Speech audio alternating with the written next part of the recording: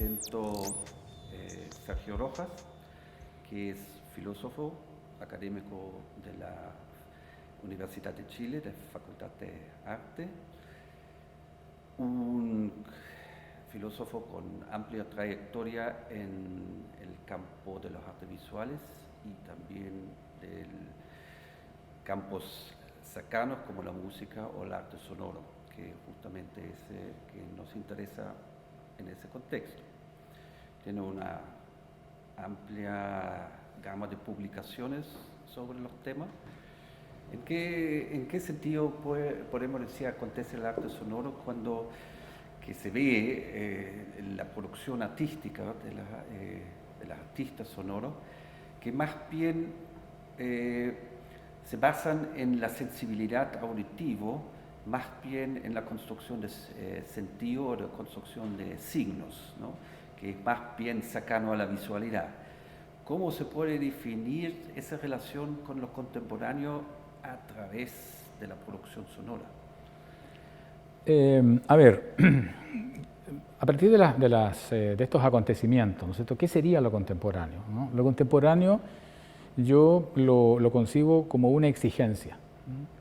Lo contemporáneo no es eso que está sucediendo, ¿no? Lo contemporáneo no son los acontecimientos que protagonizan los titulares de los periódicos, ¿no? Eso no es lo contemporáneo. Dicho en una frase, lo contemporáneo no es lo actual, ¿no? No es un contenido, no es lo que se ve a través de la ventana, ¿no? Lo contemporáneo es esa exigencia, ¿no? Esa exigencia de percibir, pensar, comprender a partir de nuevos parámetros, ¿no? Donde los parámetros anteriores nos sirven. Bueno, en ese marco hay un hito, ¿no? Dentro de la historia del arte contemporáneo. Yo no diría dentro de la historia de la música, ¿no? Del siglo XX, sino que dentro del arte del siglo XX hay un hito que es 4 minutos 33 segundos de John Cage. Esa es una obra que yo diría responde completamente a la condición contemporánea, ¿no? Aun cuando en términos cronológicos, ¿no es cierto?, no la ubicaríamos allí en donde se tiende a ubicar lo contemporáneo, entre comillas, después de lo moderno. ¿Qué es lo que ocurre en esa obra? En esa obra no hay un mundo subjetivo. Yo intento ingresar en esa obra y es la obra misma la que me empuja hacia afuera, ¿no? Y hacia una afuera que está permanentemente cambiando, mutando. En ese sentido, no hay un mundo subjetivo allí.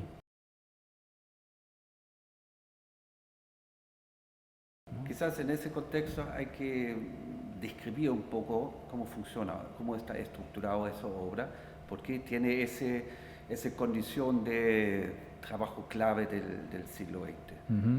Claro, bueno, la obra, como sabemos, surge de lo que hoy día sería una especie de anécdota, ¿no es cierto? John Cage intentando, como se dice, escuchar el silencio, ¿no? Y entonces, estando en una cámara anecoica, se da cuenta de que, habiendo controlado todo el sonido, ¿no es cierto?, hay dos sonidos que sigue escuchando y que corresponden a la respiración y al flujo sanguíneo. Por lo tanto, dice Cage, llegué a la conclusión de que mientras estuviese vivo, no podría escuchar el silencio. Dicho de otra manera, el silencio no existe, ¿no? El silencio como ausencia total de sonido, ¿no es cierto?, no existe. ¿Qué es el silencio entonces? Es una instrucción en la partitura. Entonces, Cage utiliza esa operación para generar una máxima atención en el auditor. En ese momento en que no hay ejecución musical, ¿no? Sabemos, ¿no es cierto?, que hay versiones de esta obra, ¿no?, de 4 minutos 33 segundos de silencio para orquesta sinfónica, para guitarra, etcétera, para piano, ¿no? En esos 4 minutos 33 segundos, en donde no se está escuchando una obra, el auditor, ¿no?, pone máxima atención y comienza a escuchar sonidos, ¿no?, que no vienen articulados por frases, por pretensiones de significación, ¿no?, sino que son sonidos que, entre comillas, innecesariamente proliferan, ¿no?, en todo momento. Por lo tanto, ¿qué es lo que encontramos allí? Justamente porque el auditor ha controlado, ¿no?, o ha disminuido al mínimo su voluntad de encontrar sentido, ¿no?, descubre, ¿no?, un caudal, ¿no?, de de sonidos, ¿no?, que pueden operar como significantes, que lo van conduciendo. No es que no tengan sentido, ¿no?, pero se van elaborando cadenas de sentido que están permanentemente transformándose, ¿no?, en eso que en términos cotidianos uno llamaría ruido, ¿no? O sea, nosotros estamos aquí conversando y si escucháramos una sirena, ¿no es cierto?, para nosotros sería un ruido, ¿no?, porque estamos en una relación de comunicación. Lo que ocurre en 4 minutos 33 segundos es todo lo contrario de eso.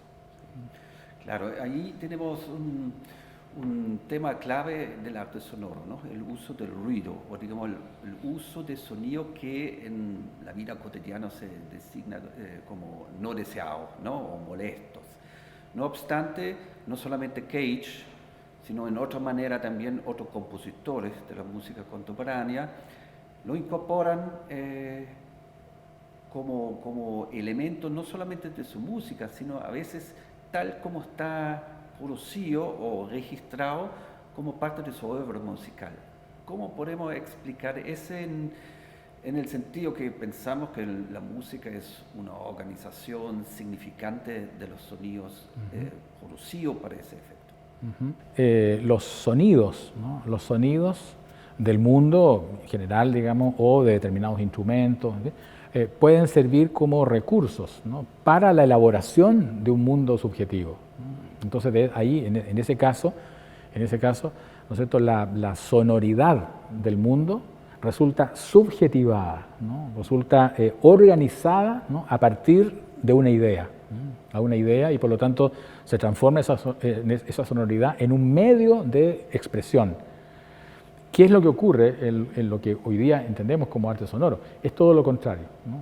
Es todo lo contrario. La subjetividad se abre, ¿no?, se entrega a ese universo sonoro que, a ver, yo lo entendería como una trama, ¿no? Es una trama sonora, ¿no? Es un mundo que de pronto está siendo tramado sonoramente, pero es una trama que, como no está organizada, ¿no es cierto?, desde el sujeto, está permanentemente reorganizándose, ¿no?, generando nuevas direcciones y por lo tanto está permanentemente en ejercicio, ¿no?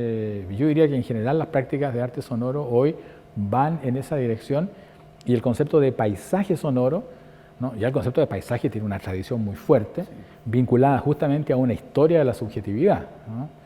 En este caso no, en este caso la noción de paisaje yo diría que correspondería más bien a esa operación de trama, ¿no?, a la que me refiero. O sea, hay una unidad, ¿no?, hay una unidad, pero no es la unidad del paisaje organizado a partir de un sentimiento, por ejemplo, sino que es una unidad infinitamente explorable.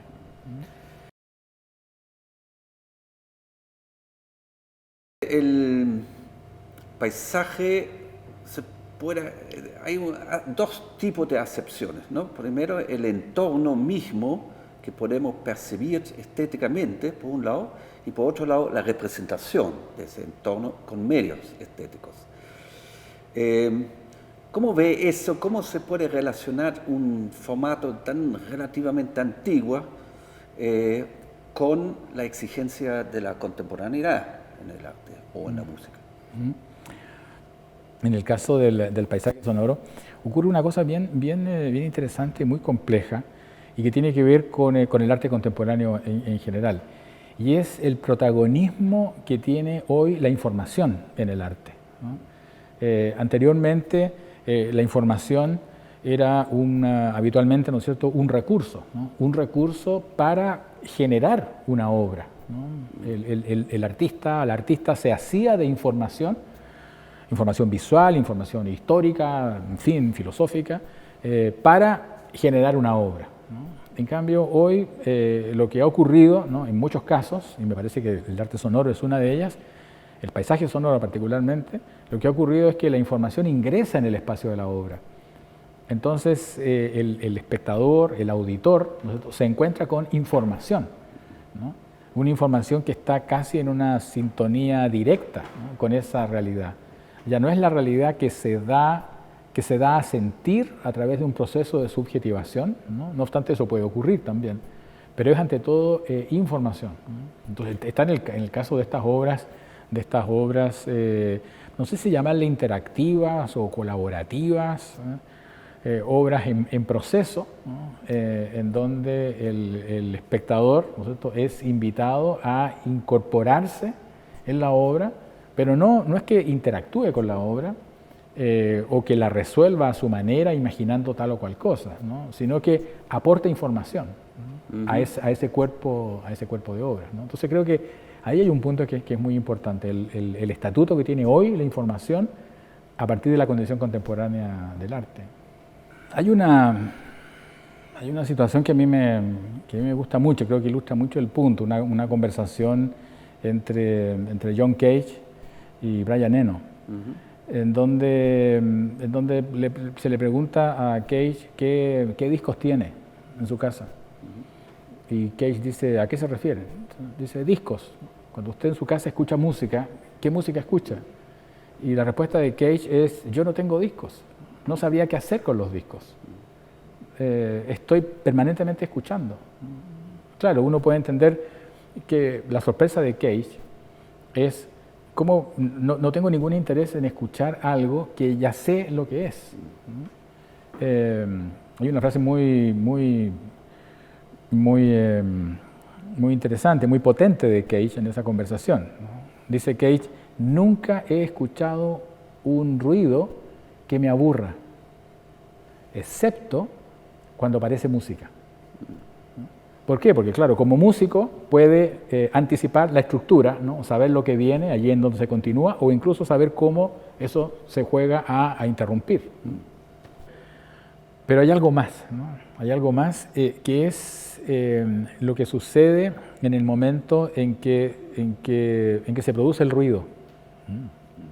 Ese momento de expectativa que después el auditor puede querer resolver, asignándole un sentido, o puede querer permanecer en la expectativa, ¿no?, siguiendo en la alerta para ver qué nuevas interferencias se van a producir, ¿no?